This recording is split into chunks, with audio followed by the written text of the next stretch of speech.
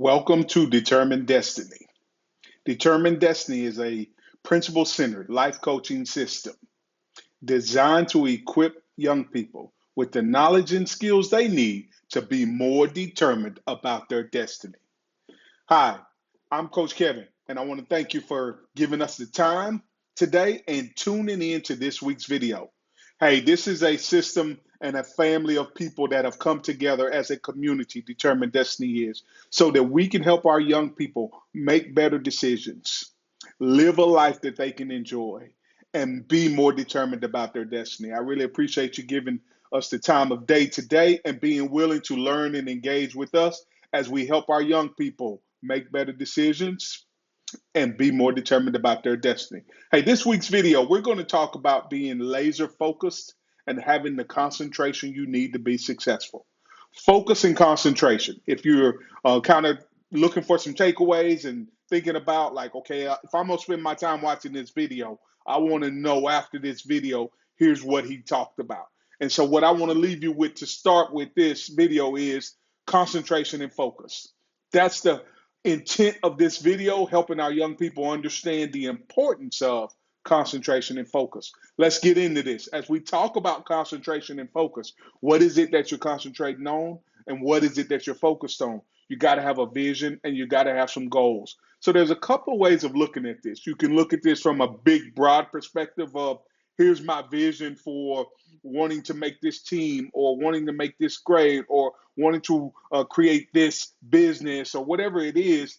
There's a big picture look at things, and then there's that microscopic day-to-day approach to vision, focus, and concentration. So we'll look at this in a couple of different ways, from a big macro standpoint and from a more laser-like micro standpoint. So as we get into this, we talk about vision and goals. That's the macro. That's the big part of things that we want to accomplish.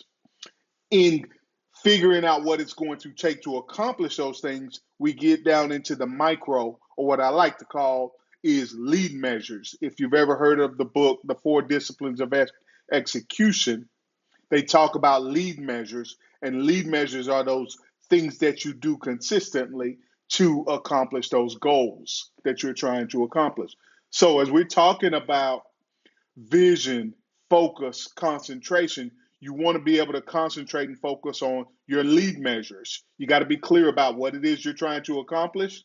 What are your goals? What is it that you want to do? Let's take, for example, you want to become a faster runner, right? You want to run a faster 40 time, and you're trying to figure out how to get that time down. And so that's where your concentration and focus is going to be on. Those lead measures that you have to really have in your mind and a plan of action around is your nutrition, your workout, your stretching, and the actual running that's going to take place. So you want to put some lead measures in front of you, some things that you're going to concentrate on. So if we just talk about nutrition, let's just take that one because that's an easy focus. So if you say, okay, I want to focus and concentrate on my nutrition. So then the best way to do that is to plan that out ahead of time and write those things down that you're going to take in on that day or that week so that you know it's in alignment with your goal of running a faster 40 time. And I'm using this as an example. It could be anything. It could be you're in the drum line and you want to get better at this series of beats that you were being asked to do, or you want to create some new beats, and you have to concentrate and focus on what it is you're trying to accomplish with that, and then set some small incremental targets along the way. And you have to be consistent, and you have to have the willpower to do this, especially if we're going back to that analogy of running a faster 40 time, focusing on your nutrition. You have to be consistent and you have to have the willpower that it takes to overcome the temptations that are definitely going to come your way so that you can run a faster 40 time. In the end, that's what you're after, right? So then the other part of concentration and focus that you have to be able to lock into is time management. You've got to be able to manage their time. So if you're in a classroom, some of you may be taking some summer classes, or you're in a workout and you have to be able to manage the time of that workout so that your concentration and discipline is intact. Because the second that you lose concentration and discipline, your willpower and ability to fight up against those temptations will be weakened. So, time management is critical from the standpoint of you don't want to spend too much time doing something else that's going to weaken your concentration. I know that's a little deep right there. I'll even go to social media. You don't want to spend so much time on social media because it's going to weaken your willpower to be able to have the self discipline that you need to eat the right foods at the right time so that in the end you can run a faster 40. This will apply differently for different people in different settings, but the overall big picture is manage your time in such a way that allows you to maintain your discipline. You know, if you guys remember this, I don't know why this stuck out to me so much, but as I was watching the national championship, the college football national championship many months back, the thing that stuck out to me was the emphasis that J.J. McCarthy, the quarterback of the Michigan Wolverines, put on his mindfulness and his presence in the moment, and how his mindfulness practices, you know, and they highlighted that, right? They showed little clips of him sitting and meditating and just being in that calm space so that he could visualize and be more aware of when he was in the moment, how his body would react to that moment. And as he's visualizing being in that moment, he could then prepare himself for how to react in that moment. That's such a critical piece of concentration and focus, because when you're competing, whether that's in a drum line or on the track or on the field or on the court or in the classroom, wherever it is you're competing, you have to be able to concentrate and focus on what's in front of you, and you can better do that if you've practiced some mindfulness and been able to prepare your mind for that moment. So I want to encourage you to take some time to really get into that. If that's not your thing, you haven't learned how to do that, take it from a national champion in J.J. McCarthy and get into that practice of mindfulness so that you can better prepare yourself for the moments that will come in front of you, that you'll be faced with. Concentration and focus is what we're talking about here.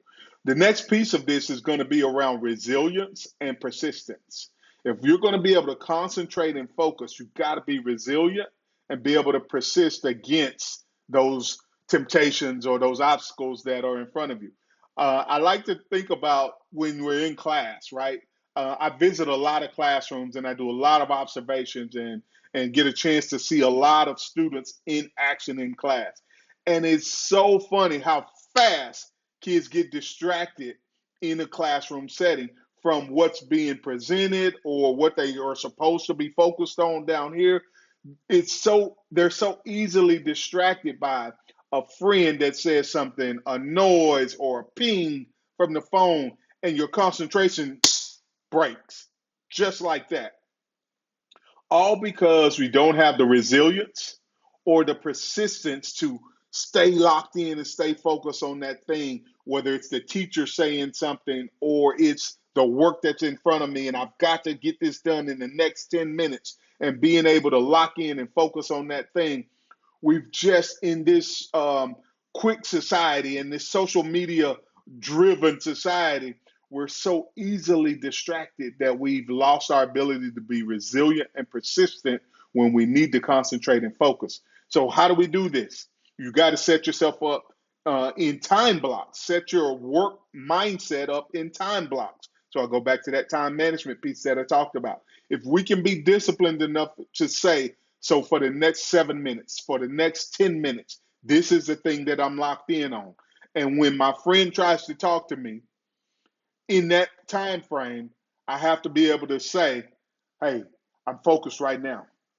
And you find your phrase, whatever that is. You know what? They've even gone so far as to put that on our phones nowadays, where we can block out the distractions and allocate time to say, this is my focus time. So your phone won't ping, it won't ring, The text won't come through because you've set it on focus time. This will allow us to be more resilient and more persistent so that we can accomplish that thing that we are trying to accomplish. We can have the concentration and the focus that we need to be successful. In minimizing distractions, it's going to be very important that we learn how to use phrases and words in order to be able to control our environment and the emotions that are going on within inside of us. So being able to say, I'm focused right now. I'm in the focus moment right now, or I'm getting in my zone. Whatever it is you come up with a phrase that allows you to tell yourself, this is my stay disciplined moment. This is my concentrate and focus moment, and allows you to say to others, this is my concentration and focus moment, so that you can accomplish what it is you're trying to accomplish. As we work through this, I want you to remember that self discipline is critical. Self discipline is critical as you're trying to have better focus and more, be able to concentrate more, right? So, just a quick recap: mindfulness, time management, phrases, self discipline are keys to being able to concentrate and focus at a higher level so that you can accomplish that thing that you're trying to accomplish. As we continue to work through this discussion, what comes to mind for me is the importance of how you feel afterwards, and being able to, once you have that laser like focus, you're able to concentrate and focus for a certain time period. The endorphins that you get from that feeling of accomplishment and success after that time period is going to motivate you to do that more and more. So I'll go back to the analogy of running a faster 40 time.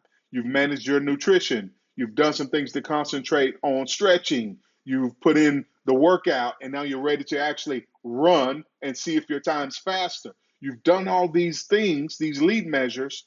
Now you're going to go ahead and run and see if that time has gotten faster. And when you see just a little bit of success, that will motivate you to keep going and doing more of it. Concentration and focus is what we're talking about, y'all, and being able to concentrate and focus to accomplish a bigger goal that you want to accomplish. Whether you're talking about running a faster 40 time is the macro goal, or managing my nutrition is the micro goal that will accomplish that macro goal. So stay encouraged.